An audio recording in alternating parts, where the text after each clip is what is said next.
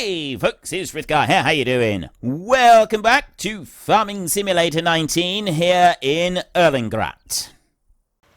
Me being lucky enough to be able to work for another player means that I'm at a slight advantage, but, you know, I don't actually see that that whole thing would be so terrible. But anyway, that's kind of like one idea that could be put into a game like that. Whether or not that would be something that you think could work or not, I don't really know. And you could kind of then build up, and you could start to like maybe run your own business. So you could start buying a bit of land, you could start buying your own tractors, and you could build up your farm, much like we have been doing in this game. What you could also do is you could also build up and buy your own lorry and start doing hauling stuff up and down the roads of Europe and travel all over. So you could buy a lorry and then you could be transporting stuff from Scotland all the way down to Greece, if that's what you want to do. I don't know how big a map there would be. I feel this could be something that would be absolutely amazing to play. It could also be done really, really badly. We know what gaming companies can be like. They just see dollar signs, and so they want to hide everything behind a paywall. I feel that this kind of game would only work. Definitely it would. I cannot see a game of this kind of scale working as a free-to-play game. Absolutely cannot see it working very well as a free-to-play game. Free-to-play games, generally, in my experience, it encourages too much in a way of the trolls turning up because they don't have to pay anything for their account, so there's no consequences to losing that account.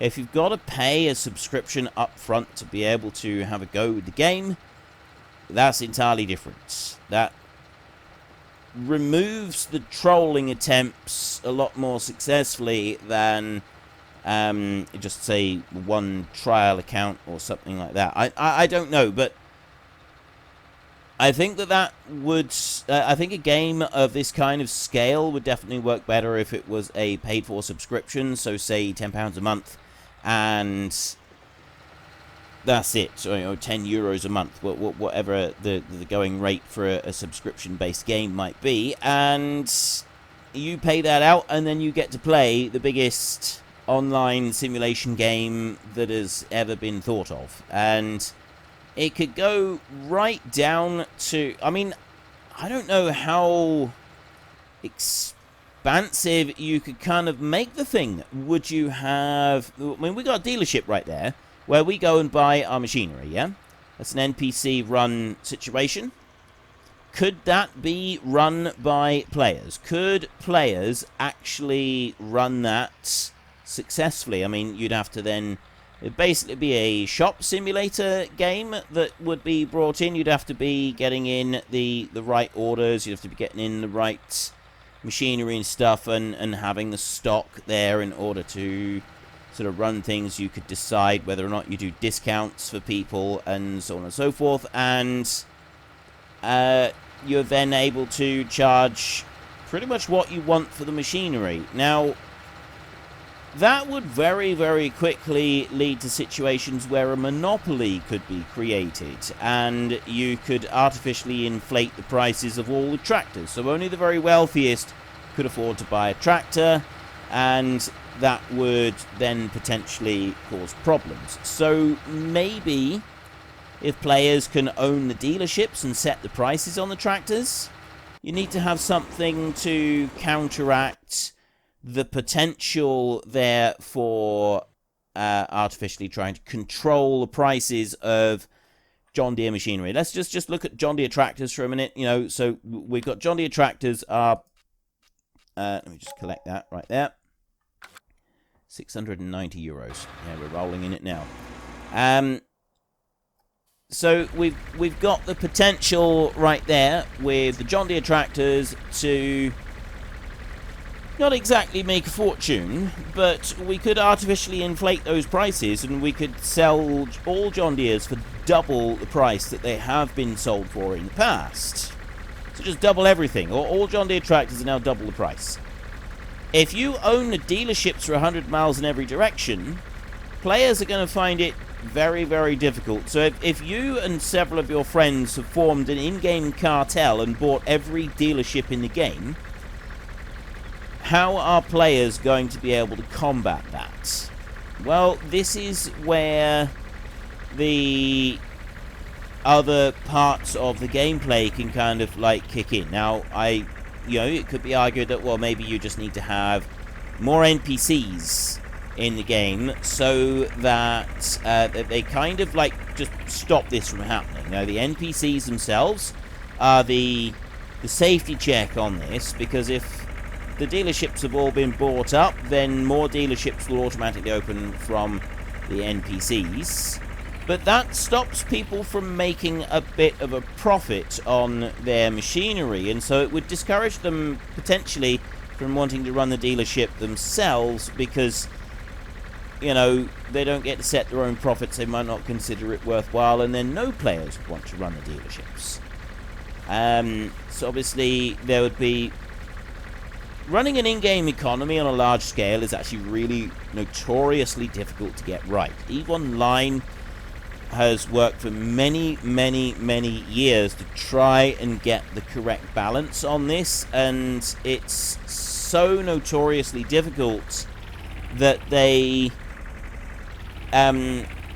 Financial Times have run quite a number of stories on EVE Online and how they control and manipulate the market in order to stop it from going into complete total freefall, in much the same way that governments will manipulate the economy of their country. And this is what happens in EVE Online, is they decide when to pour extra money into the market, when to pull money back from the market, and it is a real thing. They have professional economists in that game that, the professionally trained economists in EVE Online that work to make sure everything is balanced out. And I am by no means an economist. I never studied economy and economics in any particular way, so I don't really know how it would work. So this is just kind of stabbing in the dark for me. I really, really don't know anything about this subject.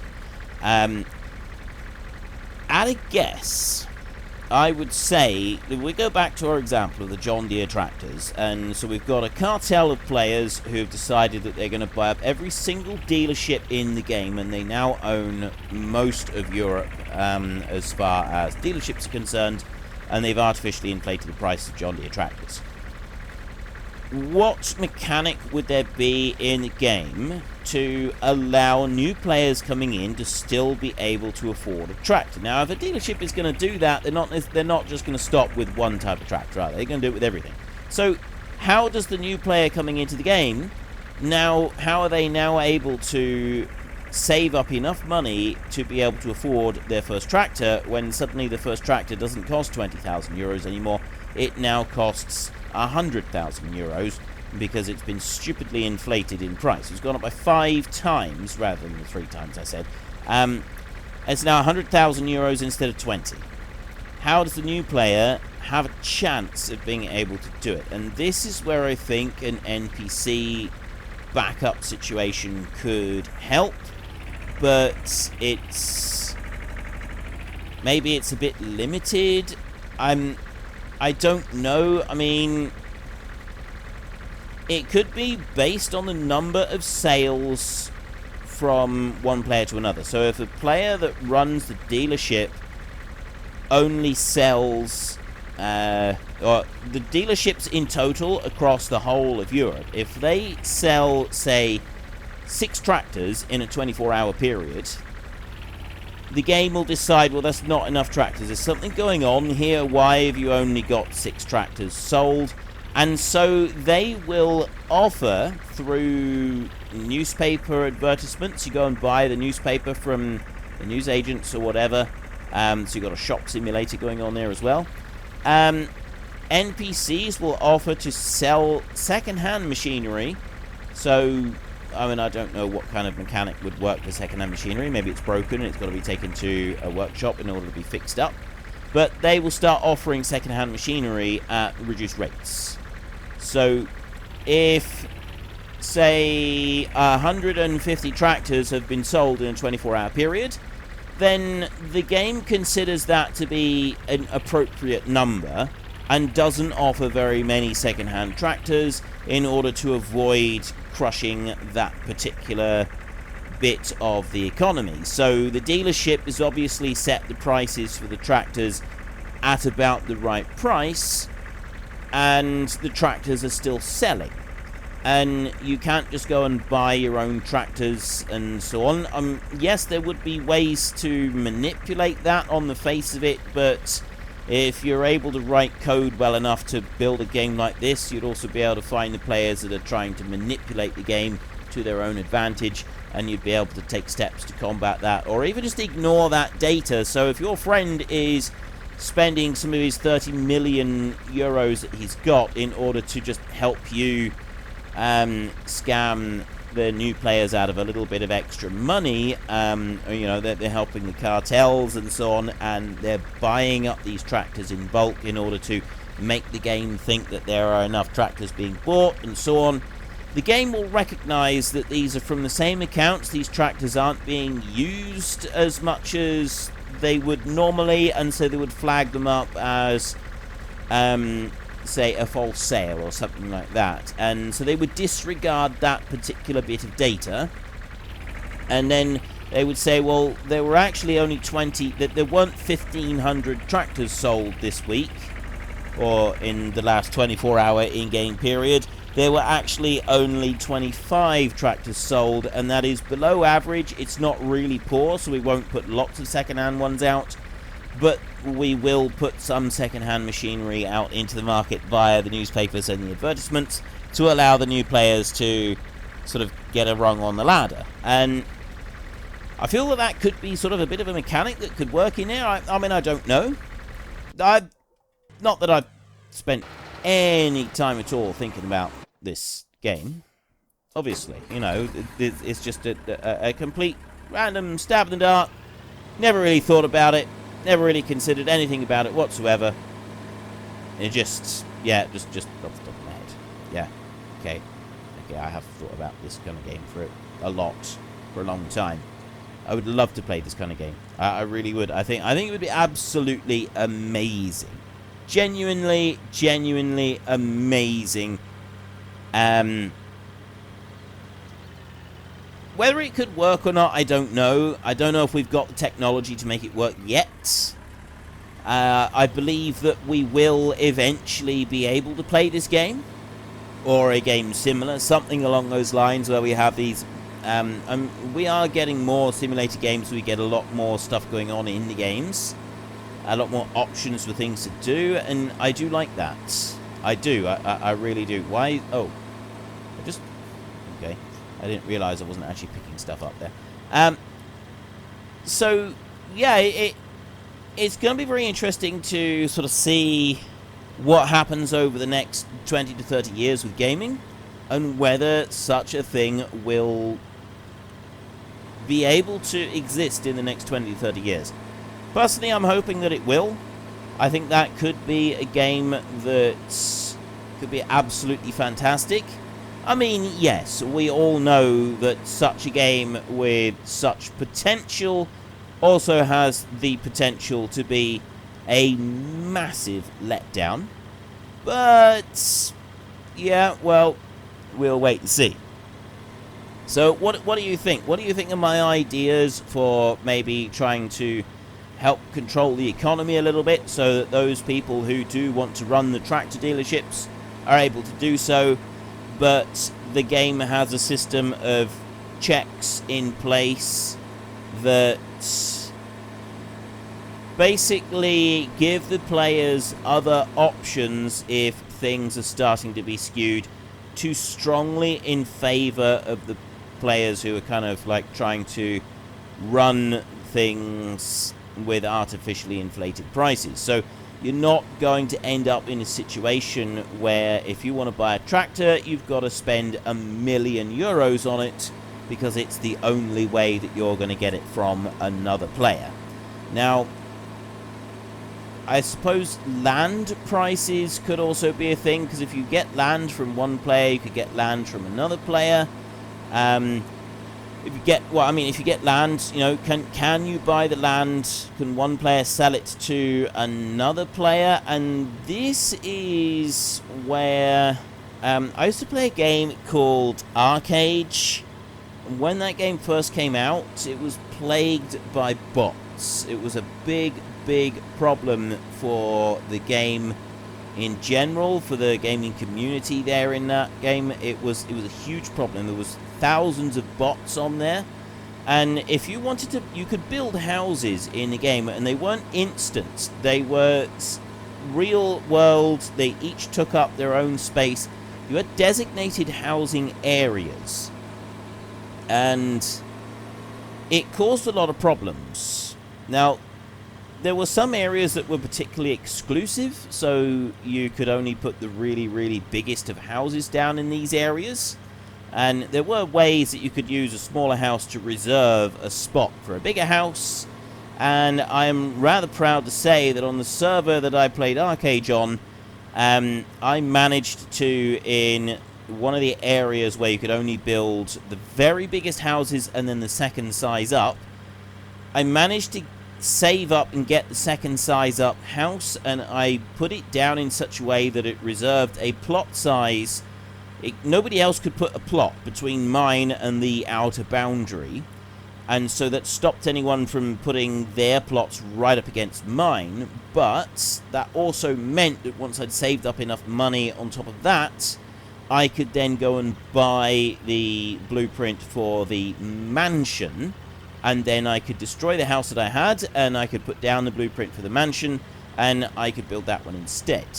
And on that server, there was a group of people who built the first ever mansion directly across the valley from me. I watched it all be built, and just after they finished constructing their mansion, I started work on mine. I'd saved up enough, and I managed to start work on it.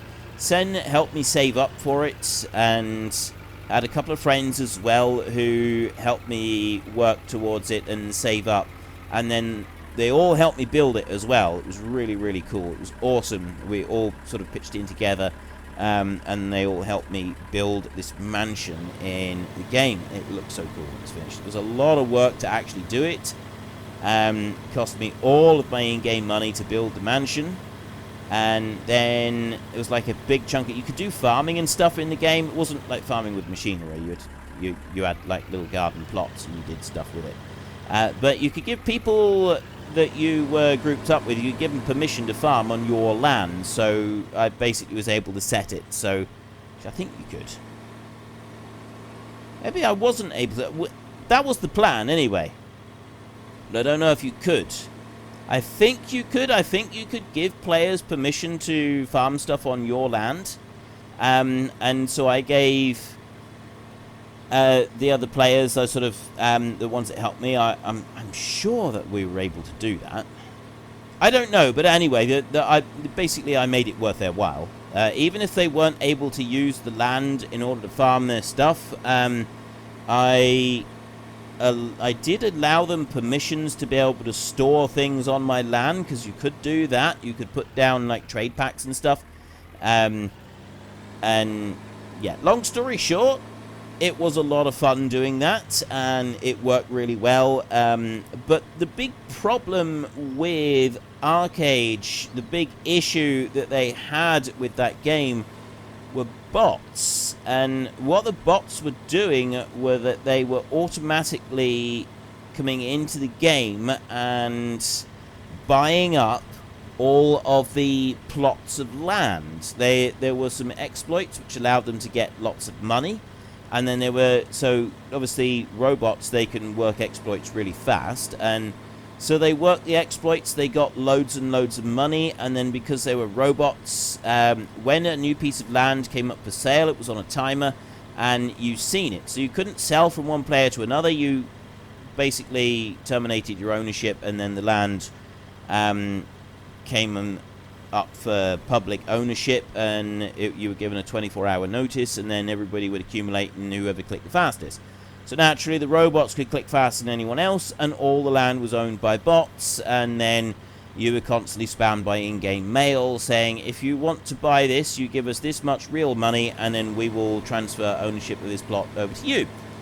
And it utterly destroyed the in-game economy in a matter of weeks. It absolutely destroyed it, and players left the game in their droves because of the bots. It did not take long to utterly destroy it. I was really lucky and I managed to get the big house that I did. I transferred ownership of the built house to a friend of mine, and so he was able to take it over. At least I think he was. Might not have been able to transfer ownership. I might have had to delete. I might have just had to destroy it, and then he came along and placed down his blueprint that he had on that plot. I genuinely don't know how it worked. But if a player had been inactive on the server for X amount of time and hadn't done anything, then the property was automatically reclaimed. And this is another way that the bots were claiming property as well, because they were claiming up the stuff from the inactive players and destroyed it. They did eventually find a way around it. They basically just opened it up so that there was a lot more land, and this is what players have been saying right from the beginning. If you open it up and basically give us 5 times the amount of land to build on that there is right now, the bots won't be able to do it, because nobody's going to want that, and it would completely remove this issue. And I think they did eventually do that, but it was fixed, and the game has kind of like been remastered and everything, but I've never really been interested in going back to it. But the point of it, that long ramble, was going back to my Ultimate Simulator game. How do you fairly allow all players a chance to own their own land? Because, like, if you've got a simulator game like that, never mind the ones that want to become pilots and own their own fleet of aircraft, what about the ones that want to own a large chunk of land?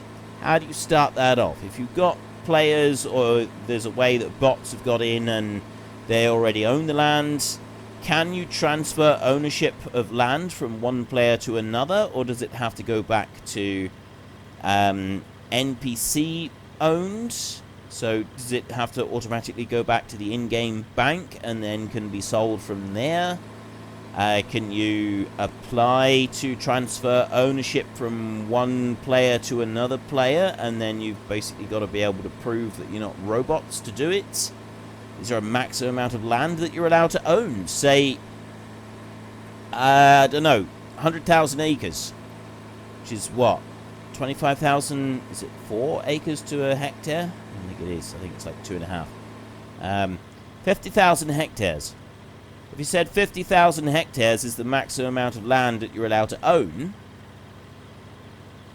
that might make a difference. That might stop people from doing too much, because you're going to struggle to farm 50,000 hectares. If the game is like this, you're going to struggle to farm 50,000 hectares. So you've got a number of different mechanics in that you'd have to look at, and the more you think about it, the more complicated it could get.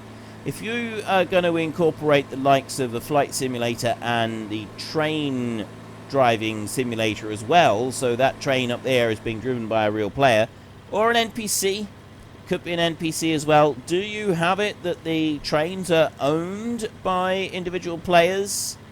Or do you have it that the trains are just driven by individual players who want to get a job, and that the trains are owned and run by the NPCs? So the players can, to a certain extent, cause delays with the trains. The player is in there, he can put the brakes on, he can stop the train anytime he wants, he can miss stations. Other players who want to catch the train can miss the train because the driver just, generally wasn't very good. Do you incorporate all of that? Do you say that passenger trains are all run by NPCs and that the cargo trains are the only bits that the players themselves can run? What do you do when a player parks his train up on the track and then there's another one behind that needs to get through? How do you deal with that situation? I don't know very much about how trains work in the first place, so I'm not really sure how such a thing could be dealt with, but I feel that it could potentially add another little layer of stuff in there because, you know, I'm a farmer here and I have just grown 10,000 hectares of wheat and I have a customer that wishes to buy it. I live and operate in France. I live in France. I have grown my 10,000 hectares of wheat and I've harvested it. I have got tons and tons of wheat and I've got a buyer in southern Italy who wants to buy my wheat because it is premium quality durum wheat. The harvest was particularly good this year, and in game I was very fortunate. I didn't get any particularly nasty diseases. We weren't plagued by pests either. There was none of that went on, and this is fully organic as well, which makes it worth even more. And we have record yields. And it's durum wheat, which is quite often used for making pasta, and I have a buyer in Italy who wants the whole lot. We need to organize getting it down to him, so I can use an NPC, and the NPC rates of transport are a little bit on the expensive side, which is what encourages players to go and take up the mantle for this. So I want to get hold of a player, and I want them to take my however much. I mean, I don't know what's tons per hectare that you get. Sort of 6 tons per hectare, 7 tons per hectare. I really don't know what a good yield would be. 2 or 3 tons. You get like 4 tons an acre. It's 2.5. So if we say 10 tons per hectare, is that too much or not enough? I don't know. So 10 tons per hectare, and I've done 10,000 hectares. I got 100,000 tons of wheat that I need to move. Now, there's a couple train loads there at least, and I need to get my 100,000 tons of wheat all the way from France to Italy.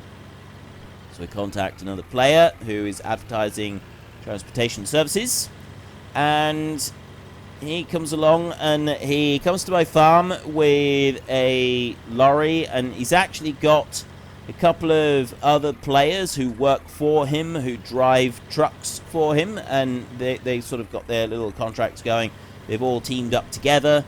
They've all got their lorries have all been in, like, they're all in the same shop, so they've all gotten the same logos on the sides of the lorries, and you know, it looks like a very slick outfit. It looks good, it's impressive. So I've had 4 lorries all turn up, and they've all loaded up, and they've taken away their first few loads. They take them to the train station, and they've put them there. Their train is coming in. They actually own and operate their own train as well, cargo trains coming in.